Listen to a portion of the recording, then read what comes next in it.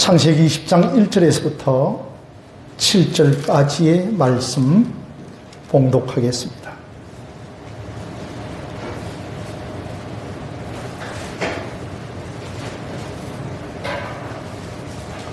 제가 가지고 있는 구약 성경 25쪽이 되겠습니다.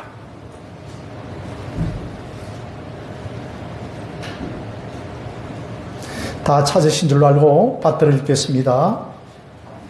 아브라함이 거기서 네게브 땅으로 옮겨가 가데스와 술 사이 그랄에 거류하며 그의 아내 사라를 자기 누이라 하였으므로 그랄 왕 아비멜렉이 사람을 보내어 사라를 데려갔더니 그 밤에 하나님이 아비멜렉에게 해몽하시고 그에게 이르시되 너가 데려간 이 여인으로 말미암아 내가 죽으리니 그는 남편이 있는 여자임이라. 아비멜렉이 그 여인을 가까이 하지 아니하였으므로 그가 대답하되 주여 주께서 의로운 백성도 멸하시나이까. 그가 나에게 아는 내 누이라고 이런 내 누이라고 하지 아니하였나이까. 그 여인도 그는 내 오라비라 하였사오니 나는 온전한 마음과 깨끗한 손으로 이렇게 하였나이다.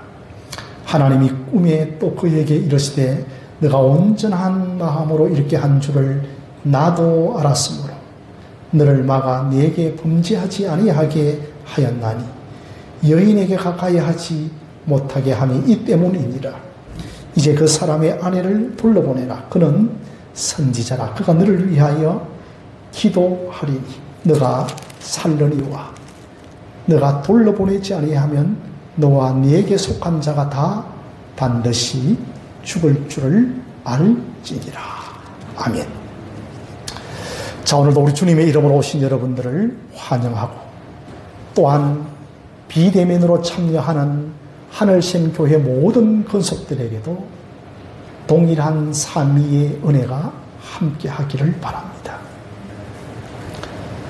여러분, 우리나라에는 말 중에 일생일대의 실수라고 하는 말이 있지 않습니까? 일생일대의 실수는 다시 하지 말아야 하면서도 또 그 동일한 실수와 지학을 범할 때가 참으로 많습니다. 그 대표적인 사람이 바로 아브라함입니다. 아브라함이 아내를 누이라고 속인 것은 여러분이 아시다시피 처음이 아니죠. 창세기 12장에서 가나안 전역에 기근이 오자 아브라함이 애굽으로 내려가서 그곳에서 사라를 자기의 누이라고 속입니다. 오늘 우리가 읽은 이 창세기 20장에서도 마치 그 사건이 동일하게 일어나고 있기 때문에 정말 성경의 저자가 혹시 실수하여 잘못 기록하고 있는 것은 아닌가라고 그렇게 생각하는 것 같습니다. 결코 그렇지 아니하고 또 한 번의 실패와 실수를 범하는 것이죠. 자, 이번에는 아브라함이 어디로 내려가는가 하면 네게브 사막 지역으로 내려가는데 아마 그 지역이 이제 그랄 지역이었던 것 같습니다. 이곳이 여러분이 아시다시피 블레셋 지방의 사람들이 살고 있는데 그 지역의 왕의 이름이 아비멜렉입니다. 그러니까 우리 조선에는 왕이라고 하고 중국에서는 황제라 하고 또 일본에서는 천왕이라 하는 것처럼 블레셋 지역에서는 왕의 호칭을 아비멜렉이라고 하였던 것입니다. 왜 아브라함이 근사님 집사님 그랄 지역까지 내려갔는지 확실한 이유는 알 수는 없지만 아마 양과 소떼가 많다 보니까 목초지의 이동 때문에 그랄 지역까지 내려갔던 것 같습니다. 이곳에서 이제 아브라함이 아내를 누이라고 속이고 결국은 아비멜렉 왕이 사라를 자기의 왕궁으로 데리고 들어갑니다. 그러니까 이때 아브라함의 나이가 거의 100세 정도였고 사라가 90세 정도였습니다. 어떤 분이 저에게 목사님, 사라는 여자 나이 90인데 과연 아비멜렉 왕이 아내로 취하려고 했을까요? 라고 질문을 했습니다. 물론 문집사님, 저도 잘 모르겠습니다. 그러나 칼빈 선생의 주석에 따르면 사라는 90의 나이에도 특별하게 아름다웠을 것이다. 나이만큼 결코 미모가 늙지 않았을 것이라고 했습니다. 그렇습니다, 여러분. 아무리 나이가 임집사님 40이라 할지라도 70의 노인 같은 사람도 있습니다. 사라는 비범한 하나님의 은혜로 나이에 비하여서 훨씬 미모가 뛰어났던 것 같습니다. 자, 그런데 우리가 오늘 말씀에서 좀 더 심각하게 보아야 할 것은, 사실은 지난주에 여러분들이 설교를 좀 들었습니다만은 창세기 19장에서 하나님이 아브라함에게 나타나셔서 내년 이맘때에 아들 이삭이 있을 것이라고 말씀해 주셨거든요. 조금 있으면 사라가 아들을 낳을 나이입니다. 실제로 여러분들이 창세기 21장에 가게 되어지면 아들을 낳습니다. 이삭을 낳습니다. 이렇게 선명하게 하나님께서 말씀을 하셨음에도 불구하고 먼저 아브라함 편에서 아내를 누이라고 그 그랄 지방의 왕 앞에 쏘겼던 것입니다. 여러분, 참 우리가 이 아브라함의 이런 행동을 보면서 근사님 목사님 좀 실망스럽지 않습니까? 원래 우리 인간도 이런 존재들입니다. 그래서 시편 말씀을 보면 너희들은 기hin들도 의지하지 말고 인생을 의지하지 말고 자기의 하나님의 도움을 의지하며 사는 자가 복 있는 자라고 이렇게 말씀을 하였던 것입니다. 그러므로 우리가 아브라함이라 생각하며 뭔가 좀 특별한 사람으로 생각해서는 안 됩니다. 아브라함도 연약한 우리의 인간의 모습을 다 갖고 있습니다. 아브라함도 하나님 앞에서 우리와 똑같은 성정을 가진 한 사람에 불과합니다. 우리 생각에는 이동현 집사님, 내년 한 이맘때쯤에는 아들 이삭이 있을 것이라고 그렇게 약속하시기 때문에 좀 집사님 승승장구할 것 같았는데 벌써 아내를 아비멜렉에게 주고 있지 않습니까? 우리가 생각하면 아브라함을 믿음의 영웅이라고 생각하고 있지 않습니까? 제가 아는 어떤 분은 아들 둘이가 있었는데 첫째 아들의 이름을 아브라함이라고 짓고 둘째 아들의 이름을 노아라고 지은 것을 알았습니다. 이렇게 우리가 자식들의 이름을 아브라함이라고 짓는 사람들도 많습니다. 그런데 우리의 믿음의 조상 아브라함을 한번 보십시오. 너무나 실패와 연약한 모습이 적나라하게 드러나고 있죠. 김 집사님, 성경은 결코 속이지 않습니다. 성경은 결코 숨기지 않습니다. 성경은 한 인물을 영웅시하는 위인 전기가 아닙니다. 그 사람의 실패함과 부패함과 연약한 모습을 적나라하게 성경은 드러내고 있습니다. 여러분들이 아시다시피 다른 종교의 경전은 그렇지 않습니다. 이것을 통하여 우리가 아는 것은 성경의 주인공은 사람이 아니라 하나님이시다. 이것입니다. 성도 여러분, 오늘 우리가 이 아브라함의 실패를 통하여서도 우리에게 주시는 은혜가 무엇인지를 상고해보는 시간을 갖도록 하겠습니다. 마침내 사라가 아비멜렉의 왕궁으로 들어갔습니다. 그런데 여러분, 이것은 단 한 가정의 문제가 아니라 장차 아브라함과 사라의 씨에서 오시게 되어질 예수 그리스도와 연관이 되어 있습니다. 그러니 이 일에 누가 수습을 하며 나서고 있습니까? 하나님이 수습하고 계십니다. 여러분의 가정에서도 믿는 우리라 할지라도 사건과 사고를 치면 누가 궁극적으로 문제를 수습해 나가는가 하면 하나님이 수습해 나가십니다. 이런 엄청난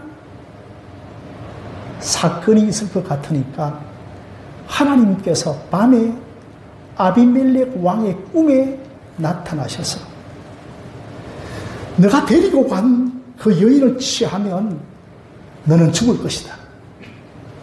그 여자는 남편이 있는 사람이다. 그러자 아비멜렉이 깜짝 놀라지 않았겠습니까? 저는 데리고는 왔지만 지금 여자를 취한 적이 없습니다.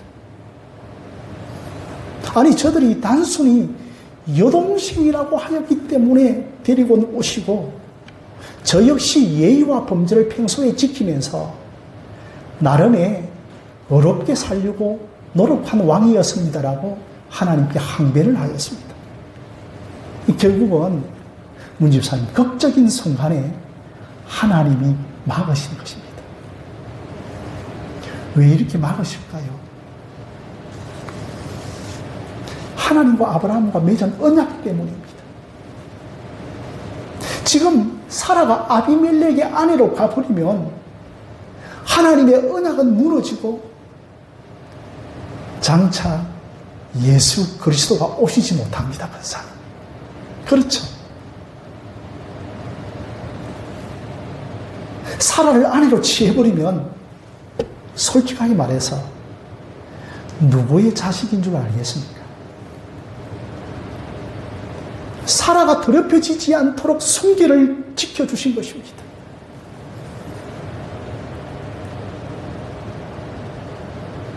아브라함과 사라는 단순한 부부관계가 아닙니다. 그리스도와 연결되어진 부부입니다. 장차 오실 예수 그리스도와 관계를 갖고 있습니다. 이들이 부부인 것을 권사님 부인하는 것은 하나님의 약속을 부인하는 것입니다. 왜 이렇게 아브라함이 그랄 지역에 내려가서 두려워했겠습니까? 갑자기 믿음이 막 약해졌습니다. 결론적으로 사랑하는 우리 하늘샘교회 성도 여러분, 이 신학의 길은 우리 스스로의 힘으로는 갈 수가 없습니다. 우리 모두가 아브라함같이 약함과 한계를 가지고 있습니다. 어려울 때 그 약한 부분이 기성을 부리고 힘을 발휘하는 것이죠. 성도 여러분, 이 믿음의 순례길은 우리의 힘 스스로는 못 갑니다. 하나님에 의해서 됩니다. 우리는 이 아브라함의 실패를 통하여서 이것을 확고하게 배워야 합니다. 평소에 우리가 야, 아브라함 참 믿음 좋다, 이런 것도 배워야 하지만 처음부터 끝까지 하나님이 아브라함을 이끌어 가십니다. 하나님께서 아브라함을 아브라함 되게 하신 것입니다. 만약에 사라가 아비멜렉의 품속에 들어갔다면 이제 더 이상 사라를 아내로 데려올 수가 없습니다.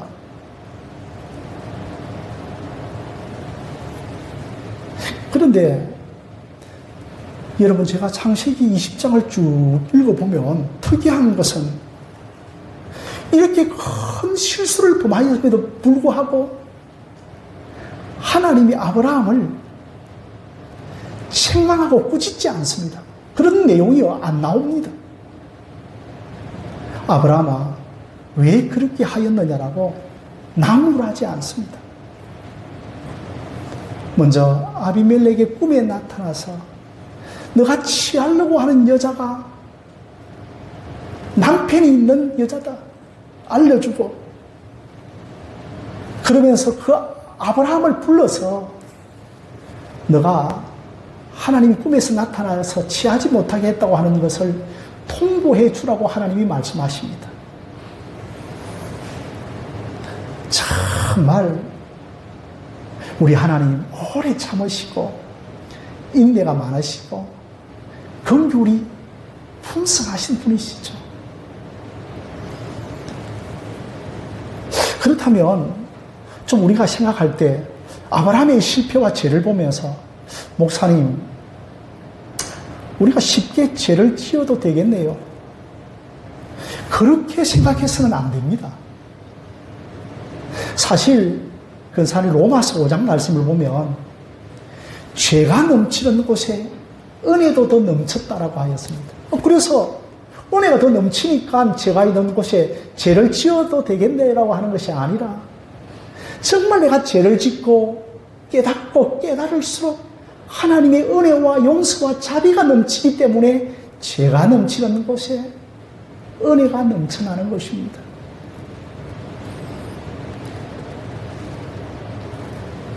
아브라함이 다 이렇게 되어진 것도, 아브라함이 믿음의 영웅이 되어진 것도 모든 것이 다 하나님의 은혜입니다.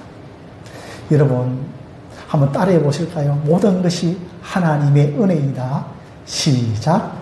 모든 것이 하나님의 은혜입니다. 그렇습니다.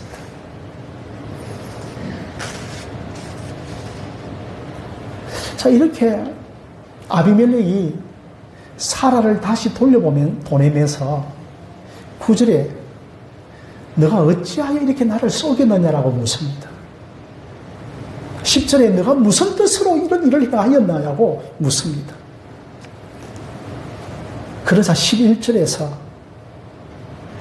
이 지방에서는 하나님을 두려워하지 않기 때문에 내 아내가 죽임을 당할까 봐 내가 속였다라고 하였습니다. 아브라함이 속였던 가장 큰 이유는 이 지역은 하나님을 두려워하지 않기 때문에 속였다는 것입니다. 사실 우리 자신도 그렇습니다. 목사도 그렇습니다. 교회 안에서는 담대하나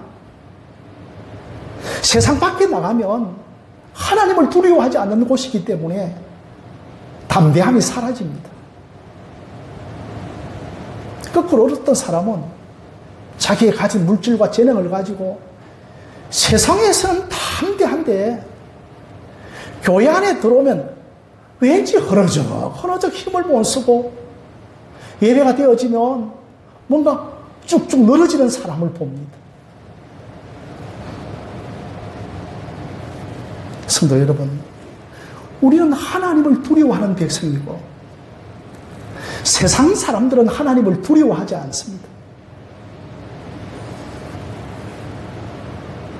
그래서 교회 안에서는 하나님의 방식으로 담대하게 살아가지만 세상에 나가서는 하나님의 방식이 아닌 세상 방식으로 살아가서는 안 됩니다. 지금 근사님 아브라함이 그런 모습이죠. 이것 때문에 아브라함이 실족한 것입니다. 믿는 백성으로서 하나님의 방식으로 하면서 기도하며 살아가야 하는데, 아니 저 사람들은 하나님을 두려워하지 않는 백성이기 때문에 저 사람들에게는 세상 방식으로 문제를 풀어가서는 안 됩니다.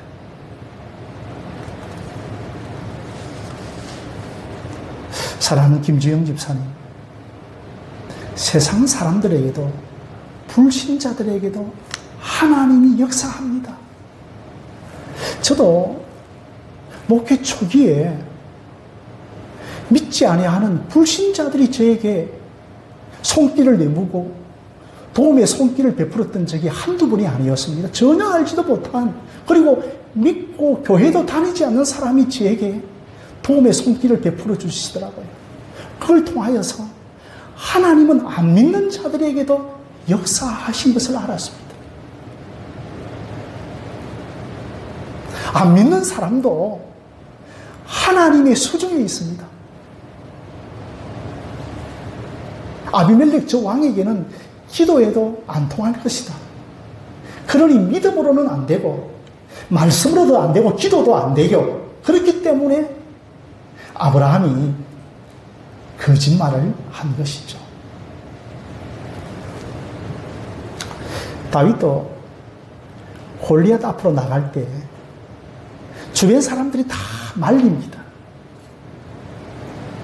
그런데 다윗이 골리앗이든지 세상 사람들이든지 간에 다 하나님의 수중에 있다라고 하였습니다. 여러분, 세상 사람들에게는 세상의 영역이 있고 기독교에는 하나님의 영역이 따로 있는 것이 아니라, 세상은 세상 질서대로 돌아가고 믿는 자들에게는 하나님의 질서가 돌아가는 것이 아니라 다 하나님의 질서대로 돌아가는 것입니다. 마치 우리가 예배를 마치고 세상에 들어가면 하나님의 권능이 나타나지 아니하고 흑암의 권세가 사로잡고 있고 교회 안에서만 하나님의 권세가 작동하는 것처럼 느낍니다. 결코 그렇지 않습니다. 아무리 우리에게 깡패처럼 달려드는 사람이 있다 할지라도 저와 여러분들이 하나님의 방식으로 풀어가시기를 바랍니다. 하나님은 안 믿는 사람에게도 역사하시죠.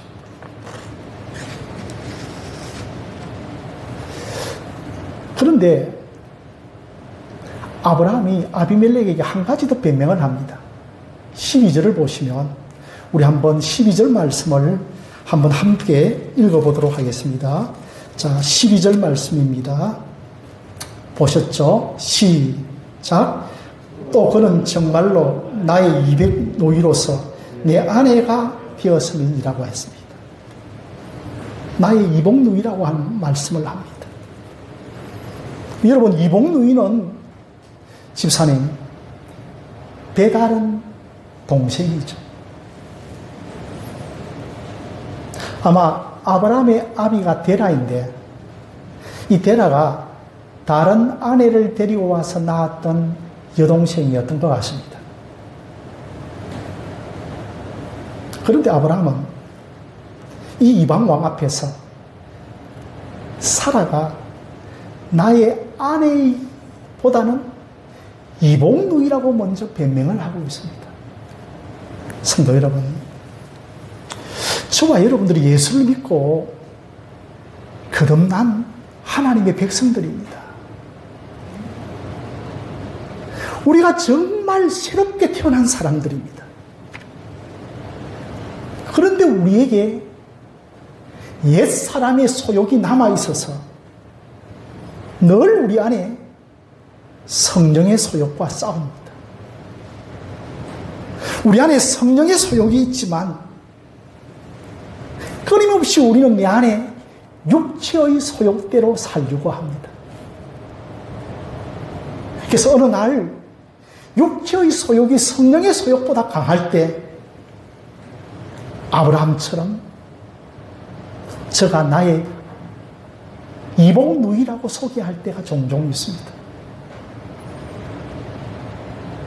거듭난 아브라함에게는 이제 더 이상 사례가 이복누이가 아니라 자신의 아내인 것입니다.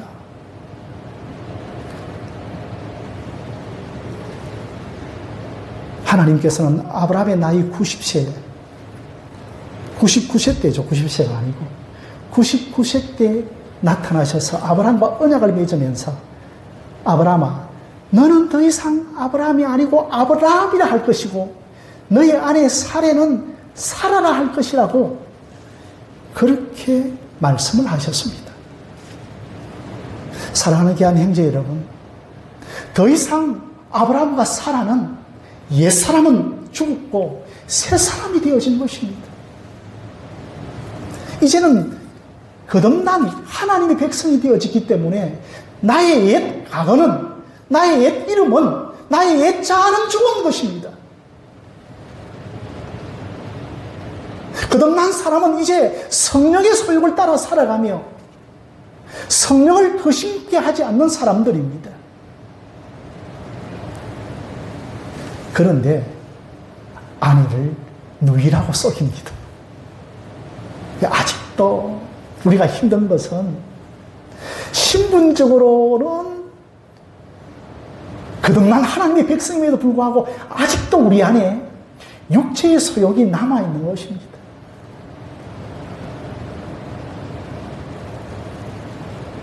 오늘 저와 여러분들도 아브라함처럼 나의 이복누이라고 말하지 않고 늘 성령을 의지하여 성령의 소욕을 따라 신앙을 고백하며 살아가는 여러분들이 되어지시기를 바랍니다.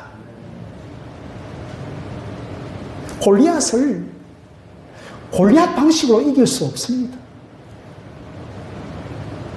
아무리 골리앗이라고 하더라도 하나님의 방식으로 이겨야 합니다. 다윗을 보면 다윗이 어디로 가든지 하나님께서 이기게 하셨다라고 했습니다. 왜냐하면 다윗이 늘 세상 방식이 아닌 하나님의 방식으로 살아갔기 때문에 승리를 주셨던 것입니다. 아무리 세상이 강하고 아무리 세상이 우리를 모른다 하더라도 믿는 우리는 하나님의 방식으로 이겨나가시기를 바랍니다. 사례를 살아라 하고 아브라함을 아브라함이라고 부르면서 너가 믿음의 어머니요 열국의 아비가 될 것이라고 했는데 우리 안에 옛날의 신분이 살아나서는 안 됩니다.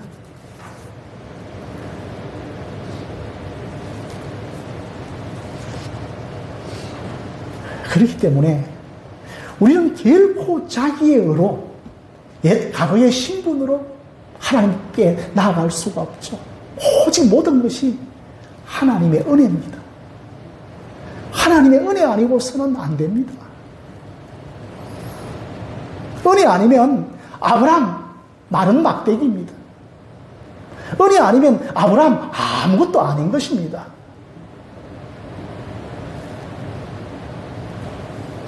그런데 성도 여러분, 사람들은 특별하게 옮겨 다닐 때 죄를 많이 짓습니다.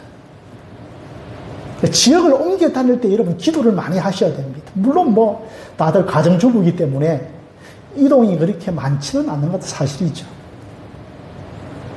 그래서 목회자들이나 교인들이 여행지에 가서 일탈하는 경우들이 참 많습니다. 죄를 짓는 경우가 많죠. 그러니까 아브라함도 옮겨 다닐 때 죄를 짓습니다. 저는 이럴 때는 이삭이 더 와닿습니다. 이삭은 옮겨 다닐 때마다 뭘 파죠? 우물을 팝니다. 그런데 아브라함은 애굽으로 내려갈 때도 그날로 내려갈 때마다 옮겨 다닐 때마다 아내를 누이라고 속이죠. 그럼에도 불구하고 21장에 가면 아브라함이 이삭을 낳습니다. 결국은 누가 이삭을 낳게 해주는가? 하나님이 낳게 해주십니다. 아브라함과 사라는 세상 방식으로 약속을 지키지 못했지만 하나님이 약속을 지키신 것입니다.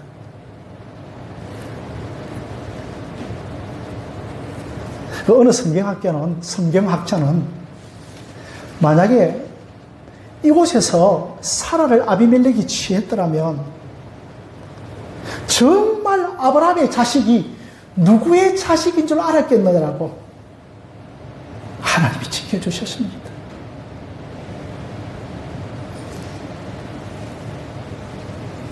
그런데 여러분 7절 말씀 좀 돌아가서 보시면 참 놀라운 것이 있습니다. 7절 말씀 여러분 20장 7절 말씀 보실까요?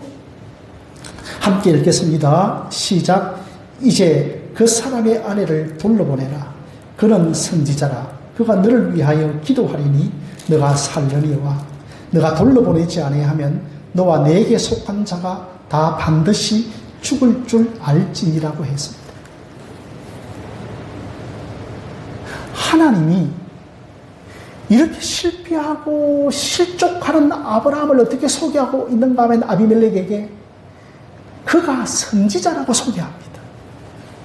그는 기도하는 사람이기 때문에 그가 기도함으로 너가 살 것이다. 그를 만약에 돌려보내지 아니하면 너희 종족들이 다 죽게 되어질 것이라고 오히려 근사님 아브라함의 위상을 높여주고 있습니다.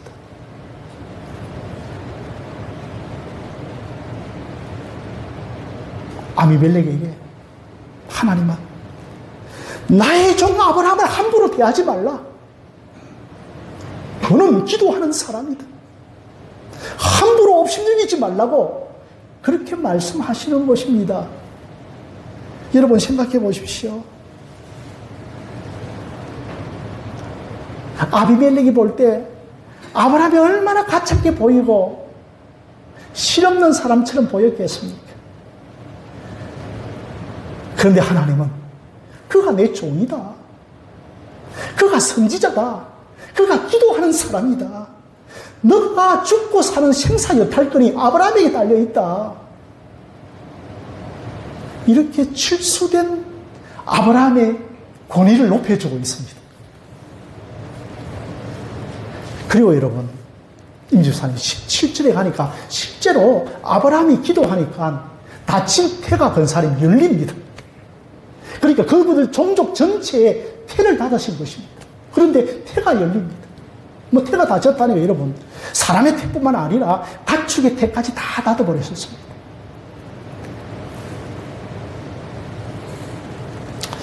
평양의 초대 한국 교회사를 보면 이제 주일날 예배당에서 예배를 드리는데 평양에 유명한 깡패 한 사람이 들어와서 술을 뭐 거나하게 마시고 예배를 방해하고 고래고래 소리를 지르고 고성방가를 부르는 것입니다. 그래서 예배가 너무너무 어렵고 힘들었었습니다. 어느 날 목사님이 강대상에 엎드려서 기도했습니다. 하나님, 제발 저 깡패 우리 예배를 좀 방해하지 않게 해달라고 기도했습니다. 그런데 며칠 후에 기도한 다음에 그분이 예배 때 성금성금 걸어 들어옵니다. 그러면서 전혀 고성방가를 부르지 않고 조용히 앉아서 예배를 드리더라는 것입니다. 나가면서 목사님, 제가 다음 주부터 열심히 나와서 예배 드리겠습니다라고 말씀을 하더라는 것입니다. 어떻게 보면 여러분 목사가, 교회가 참 세상적으로 바라볼 때는 초라하게 보이고 위상도 약하게 보입니다. 그렇습니다. 세상 사람들이 바라볼 때 교회라고 하는 기관이 얼마나 볼품이 없고, 그래서 기독교라고 하지 않고 개독교라고 하고 있지 않습니까? 그런데 하나님은 교회를 가리켜서 음부의 권세가 이기지 못하고, 이 순서를 여러분 잘 아십시오. 땅에서 풀면 하늘에서 풀린다고 했습니다. 하늘에서 풀면 땅에서 풀어지는 것이 아니고 땅에서 풀면 하늘에서 풀어집니다. 그것이 여러분 교회고, 그것이 신자의 위상입니다. 여러분들도 마찬가지입니다. 아브라함처럼 실수도 있고, 참 세상도 나를 인정하지 않는 볼품없는 존재로 여겨지지만, 여러분의 기도로 말미암아 가정이 살고, 친지가 살고, 민족이 살고, 열방이 살 줄로 믿습니다.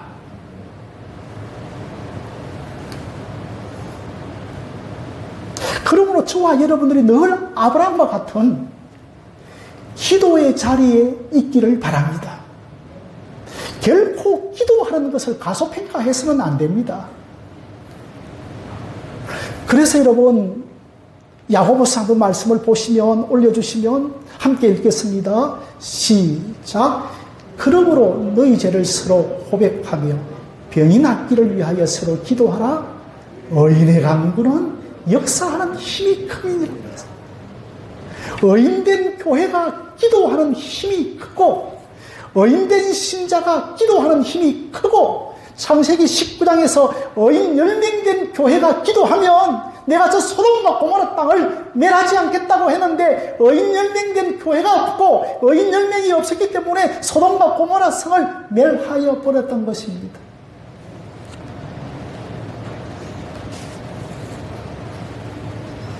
자, 여러분, 이제 시간이 다 되어져서 결론을 좀 내릴까 합니다.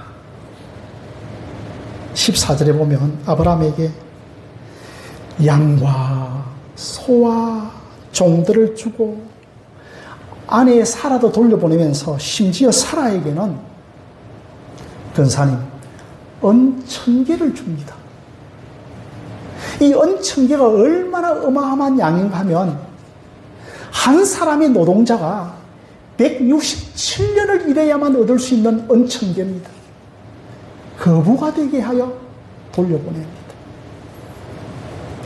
왜냐고요? 그만큼 아브라함이 두려웠기 때문입니다. 하나님의 임재가, 하나님의 영광이, 하나님의 권세가 아브라함에게 임할 때에 세상은 우리를 두려워합니다. 세상은 우리를 높게 봅니다. 실추된 하나님의 영광이 회복되어집니다.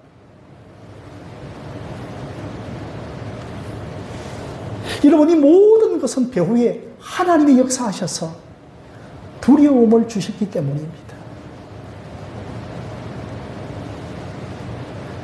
제가 조금 전에도 말씀드렸던 것처럼 창세기 20장에서는 하나님이 아브라함을 책망하는 것이 하나도 없습니다. 벌써 두 번째로 실수를 범합니다. 그럼에도 아비멜렉 앞에서 오히려 실추된 아브라함의 권위와 위엄을 높여주고 있습니다. 사랑하는 성도 여러분, 우리를 부르신 하나님은 우리를 이렇게 대우해 주십니다.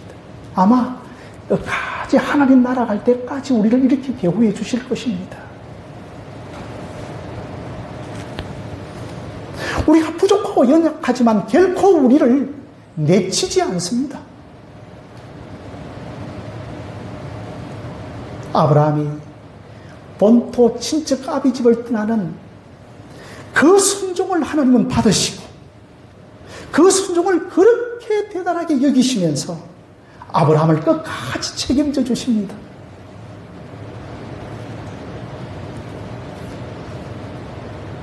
그러면서 하나님이 아브라함 꿈에 나타나면 안 좋겠습니까? 아비멜렉의 꿈에 나타나셔서, 그리고 하나님과 아비멜렉이 1대1로 이 문제 해결해 버리면 됩니다. 그런데도 아브라함을 끌어들입니다. 그런데도 실수한 아브라함을 소외시키지 않고 있습니다. 그 여자는 아브라함의 아내이니 돌려보내라.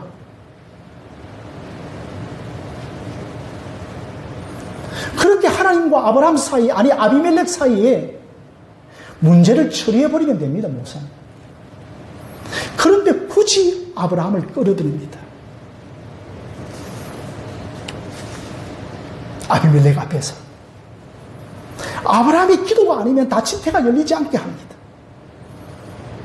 선지자의 위상을 높여줍니다. 나의 종 아브라함은 복의 근원이다. 나의 종 아브라함이다. 실추된 아브라함의 위상을 높여주고 있습니다. 하나님이 다 주장하시면 되는데 아브라함의 위상을 높여주고 아브라함에게 상급 얻을 수 있는 기회를 주시고 아브라함이 기도하니까 태가 열립니다. 성도 여러분, 집사님, 이것이 성도의 신앙생활입니다. 아브라함이 본토 친척 아비집을 떠나는 그 결단을 너무나 위대한 것으로 보시고 결국은 아브라함을 아브라함 되게 하시는 분이 우리 하나님이십니다.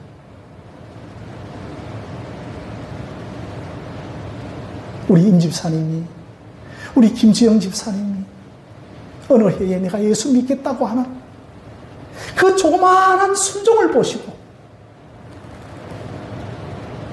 그 믿음이 크든 작든 그 순종을 너무나 귀하게 보십니다.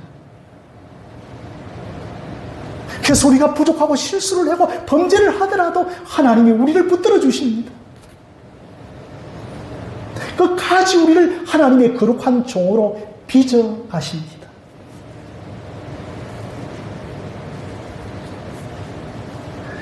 우리 양정숙 집사님을 향하여 너는 하나님의 선지자라. 너가 예수의 이름으로 기도하고 주님의 뜻대로 기도하면 하나님의 역사의 손길을 경험하게 될 것이다. 이것이 여러분 복음입니다. 문 집사님, 성경 다음으로 가장 많이 팔린 책이 베스트셀러가 철로 역정이라고 합니다.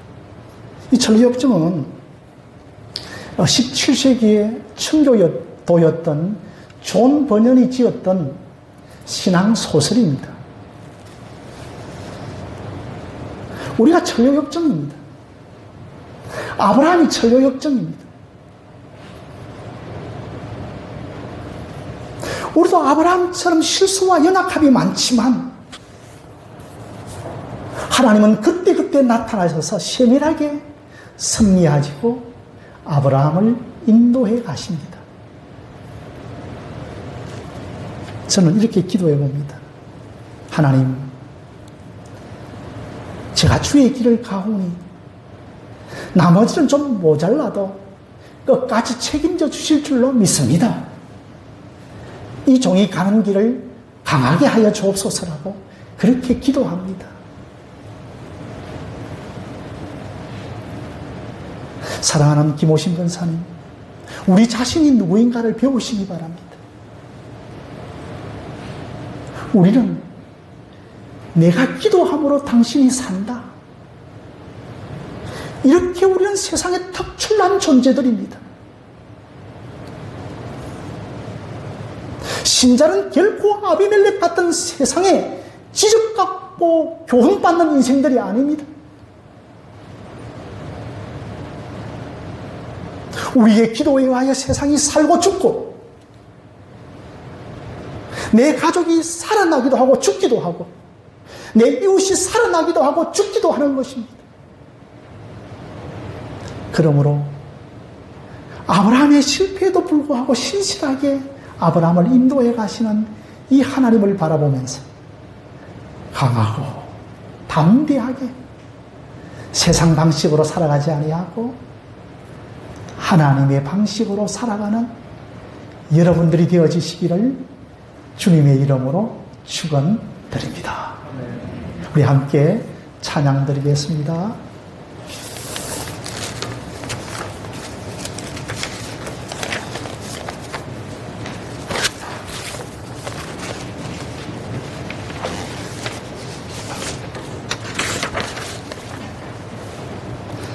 함께 찬양하겠습니다.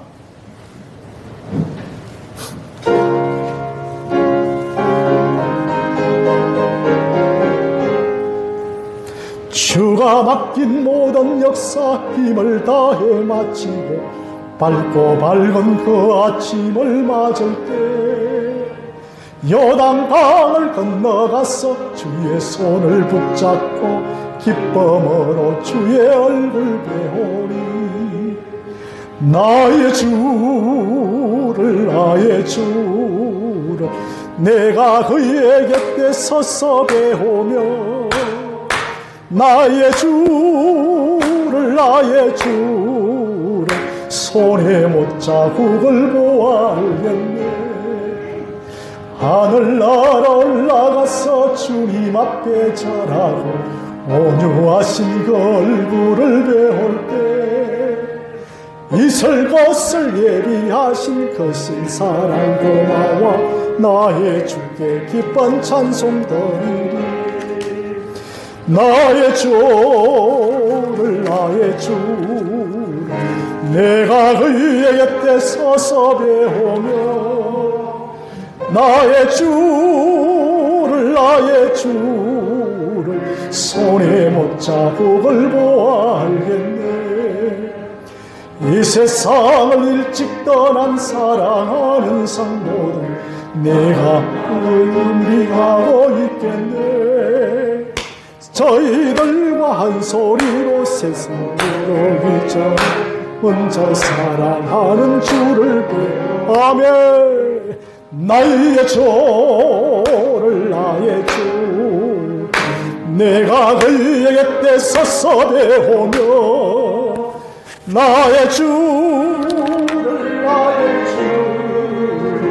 손에 못 자국을 보아 영화로운 시온산 따라가서 다닐 때 흰 옷 입고 한감 길을 다니며 밤과 문고 맞추어서 세상 노래 부를 때 세상 모두 얻어 잊어버리라며 나의 주를 때에 때로서 배우며 나의 주를 손에 못 자국을 보아 알겠네.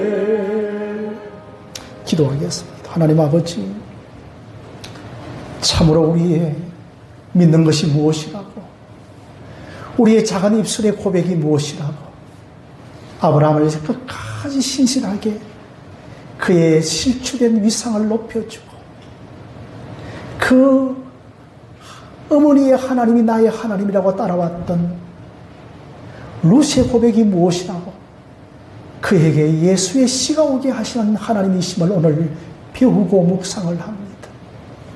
오늘도 우리 안에 하나님에 대한 지식이 점점 커지게 하여서 그 하나님의 부요하심으로 말미암아 세상의 방식이 아니라 담대한 하나님의 방식으로 살아가는 주의 백성들 다 되게 하여 주시옵소서.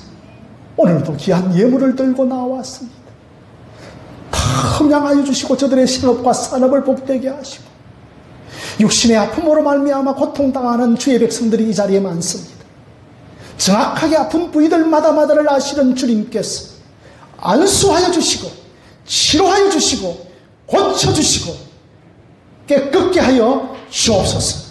오늘도 가정에 있어서 육신이 약하고 또한 병중에 시달리며 병원에 입원해 있는 아직도 우리 강원순 권사님을 하나님 강건케 하여 주시고 조속히 가정으로 교회로 돌아오게 하여 주옵소서. 이 모든 것을 우리 구주 예수 그리스도의 이름으로 기도드리옵나이다. 아멘.